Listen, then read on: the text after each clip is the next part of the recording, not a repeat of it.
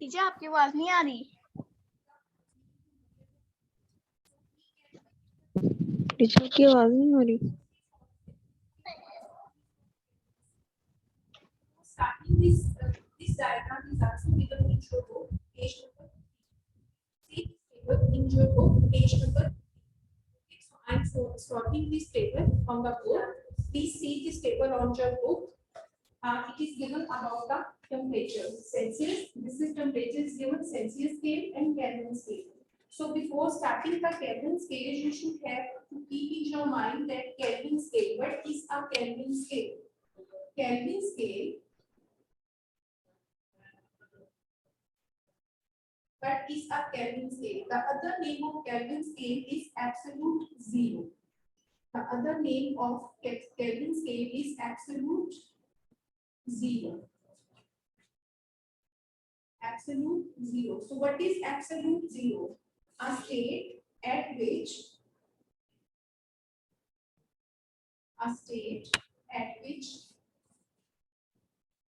particles stop moving. Particles stop moving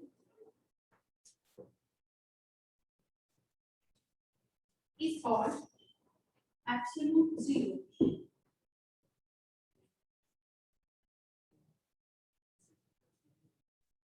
Is called absolute zero. Okay, and it is measured in Kelvin scale. It is also called Kelvin, and its measurement is 273 degree Kelvin. Okay, so what is the unit of Kelvin scale? That is 273 degree Kelvin.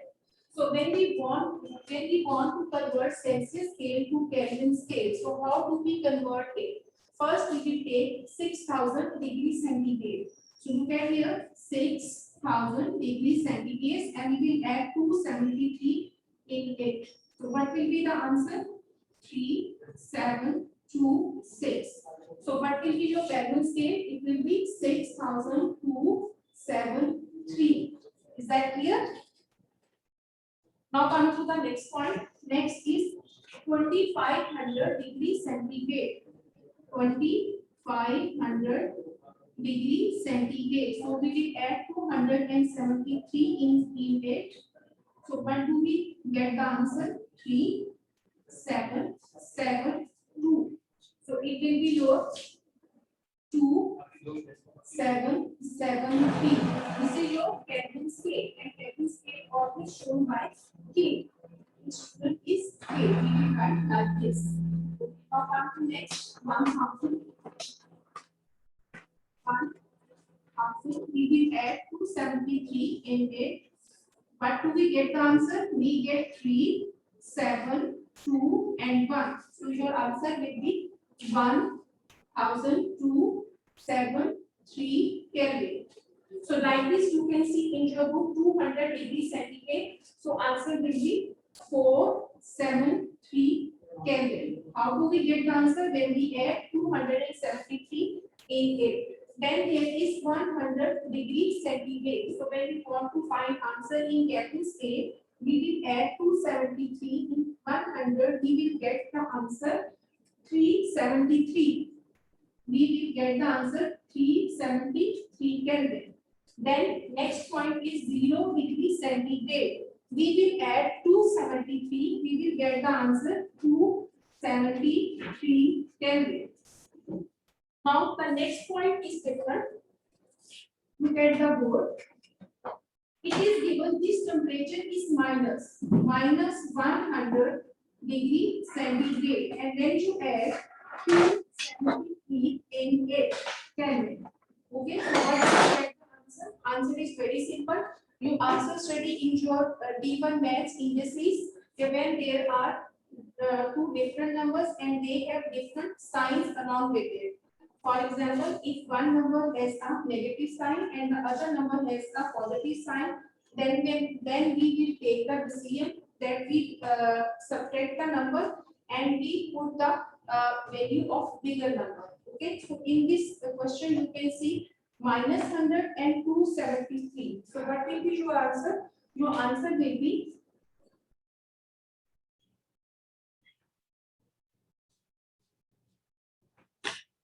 273 minus 100. So what do we get the answer? 371. Okay, and we will put the value of bigger number plus. So your answer will be 173 Kelvin. Okay, so like that it is minus 273 degree. So this is minus 273 degree centigrade and the Kelvin scale is 273. This is a positive number and we all know that if one number has negative value and the other number has positive value, then they will be cancelled to each other. So what will be the answer? The answer will be 0 Kelvin. 0 Kelvin. This statement is very important for you because it tells us how can we transfer Celsius temperature into Kelvin scale. I hope you understand the lecture and you understand the table. Okay. Now we will start our next chapter. Next topic. Heat is about moving particles. Heat is about moving particles. So what is this? To understand this topic, heat is about moving particles. First of all, we have to understand first part, what is matter?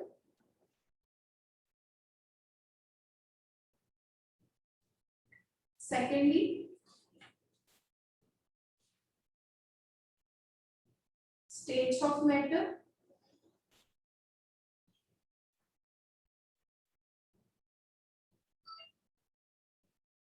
And then the movement of particles. Movement of particles. So first of all, I will explain you what is matter. Answer is very simple. I have told you matter is anything which have a mass which can occupy some space. That is called a matter. Matter can be anything. It can be any table, it can be any chair, it can be your pencil, it can be your book, it can be your bag, it can be your anything. Okay. So what is a matter? Matter is a thing which have a mass and which can occupy space. Okay. So this is a definition of matter, and we all know we can divide the matter into 3 states. All matter have a 3 states. Matter can be divided into 3 states. First is solids, second is liquids, and then gases. So these are the 3 states of matter, and we all know that these all 3 states of matter have particles inside it. Okay, particles are the tiny molecules, the tiny bodies which make up that object. Okay, so when we take an example of a solid, so we all know that solid in the solid the particles are what is the shape of particles in solid? Solids. You all know the particles are attached to each other. They have no spaces between them. Okay.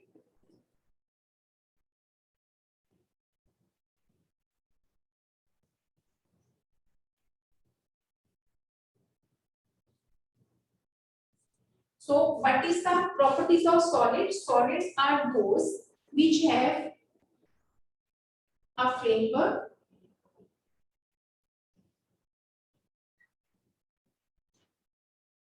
there is no gap, and they are in a fixed shape. they are in a fixed shape. This is called a solid. Then we come to a liquid. What is the shape of liquid?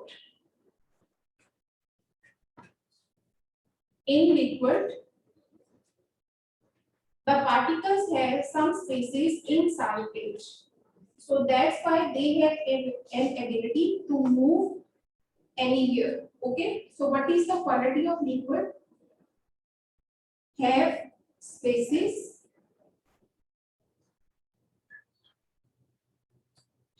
can move easily,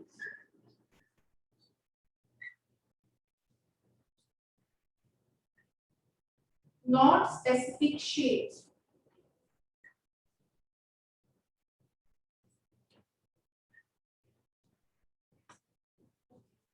Now the last one is gases are left.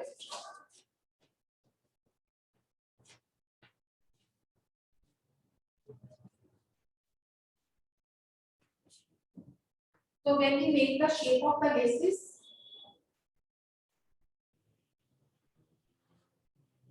in gases, the particles are very far away to each other.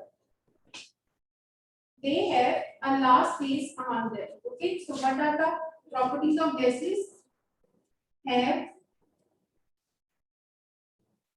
large distance,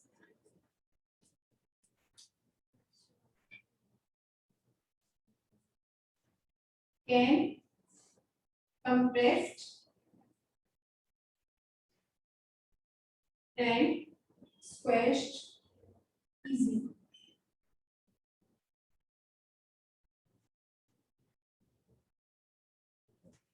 So these are the three states of matter: solid, liquid, and gases. And the shape of the particles are different in all three states of matter. In solid, they are in a fixed shape. Okay, there is no space among the particles. Liquid, they have some space. They are connected to each other. Okay, and in gases, they are very far away to each other. So these are the three states of matter. Now, a new thing is written in your book, kinetic theory. Okay, what is written? A word is written in your topic, kinetic theory. So, before understand the further this topic, we have to understand what is kinetic theory.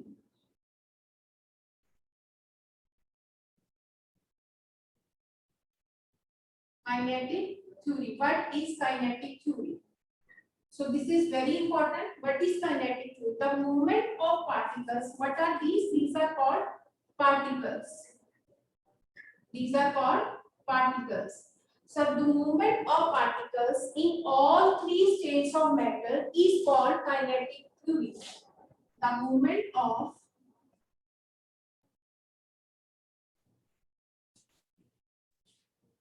particles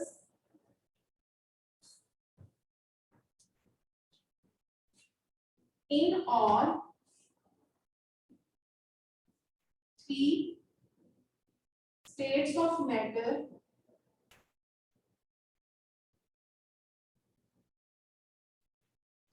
is called kinetic theory. Okay, so this is a definition of kinetic theory. It is not written in your book, so please write in your book what is a kinetic theory. The movement of particles in all three states of matter is called kinetic theory. So if we take an example of water, we can see when we put water into a freezer, what will be happen with the water? Definitely it will becomes very cold. Okay, it becomes in the form of ice. So when water comes into a solid state, it becomes ice.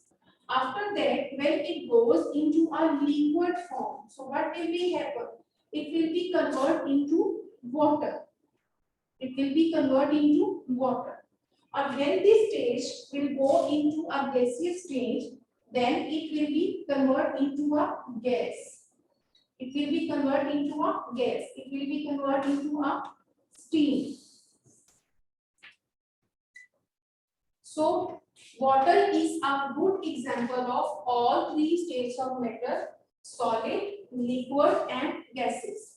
So what is a solid? Solid means the particles which are attached to each other, which have no spaces among them. Okay. What are liquid? Liquids are those which have some spaces inside them, and gases which are very far away to each other. So solid, liquid and gases, these are the three states of matter, okay, which make up the kinetic theory. I hope you understand this.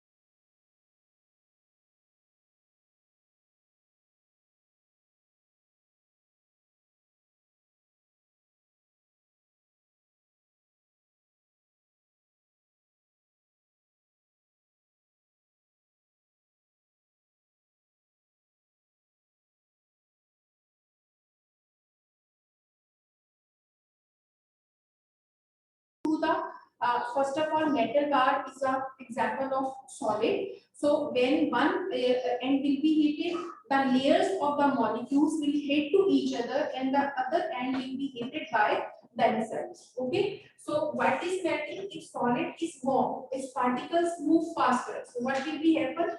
Its particles will be move faster, and because of that, and some break free and part of a liquid. And what will be happen? Then they will convert into melting form. Here you can take also another example of iron. Okay, iron is a very hard substance. It is a solid, but when we began to heat up, definitely at a specific point it began to melt. So when it melt, then we can make different things with the help of a iron. Okay, so its example is iron. What is an example of melting?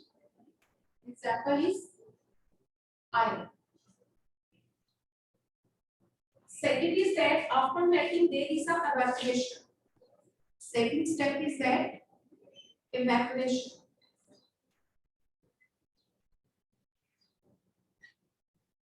First of all, we discuss the definition of evaporation. It is given in your book. If heat is applied to a liquid, the particles move faster still, and the faster particles break free to form gas above it. Yes, we all know when you put some water onto stove and you leave for some time, after some time you will see that when the temperature of the water will be raised at 100 degrees centigrade, at that time the water will begin to change into gas. It will be changed into a gas. Okay. So first evaporation will be started and then it will convert into water vapor. Okay. So its definition is if heat is applied to a liquid. So what will be happen? Underline in your book, if heat is applied to a liquid, the particles move faster. The particles move faster. When heat is applied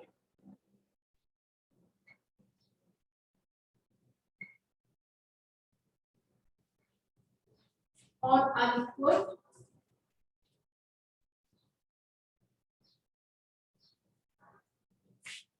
the particles move faster.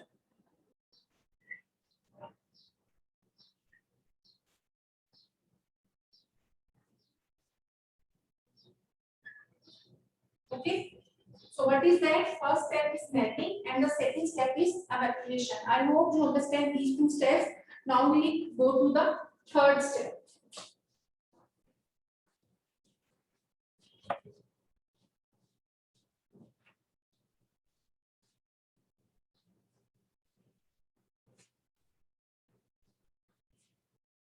Okay. So what is the third step? The third step is condensing. The third step is condensing. So what is happening in condensing? The definition is given. When heat energy is removed from a gas, its temperature falls.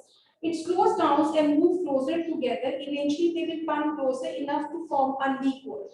Definitely condense. What is connected? When heat energy is removed from a gas. When heat energy is removed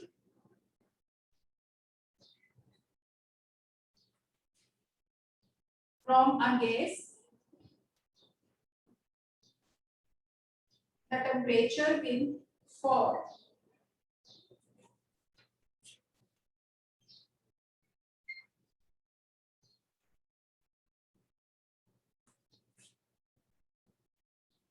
So this stage can be called a condensing stage. Okay. After that, there is a freezing.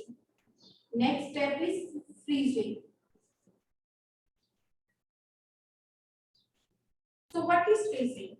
When as a liquid cool, the particles slow down and they will start to form framework which is like that of a solid. As a liquid cools, okay, so its good example is water. When we put water into a freezer, what will be happen? In early stage, it is in a liquid form, but after some time, when its energy is going to be used, then it convert into a solid form. Okay, so what will we say? As a liquid cools, as a liquid cools, the particles slow down. The particles slow down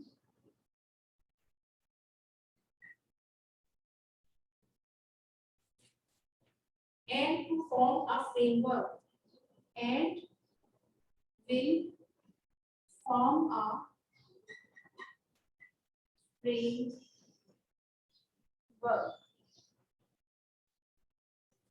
So after that, there is a last step, that is mass is conserved. So what is the meaning of conservation? In these changes of state, only the behavior of particles changes. Okay.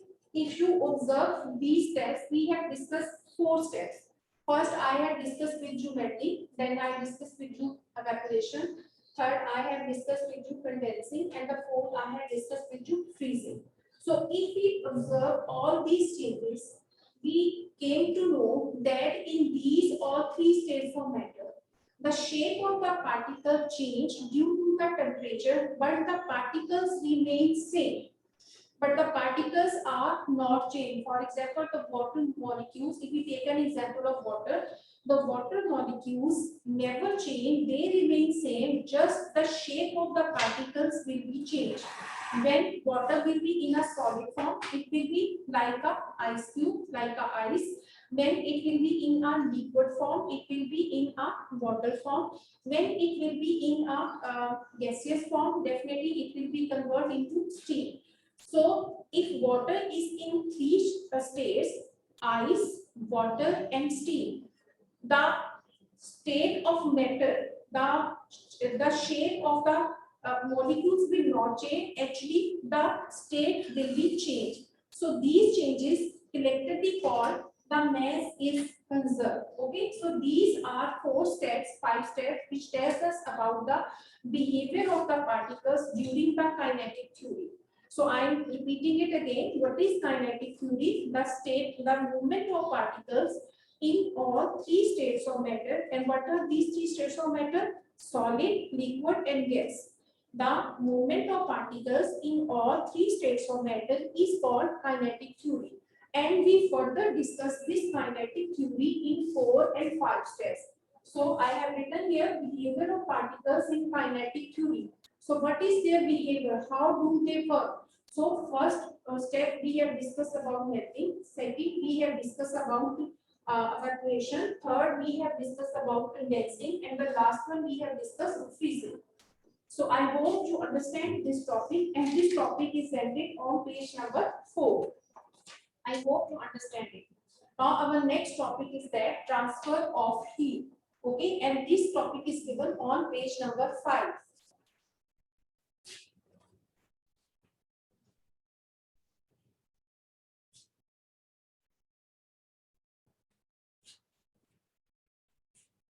Okay, Bete, I think we will start our new topic in our next class. So I have a meeting with you. So if you have any issues, you can ask me.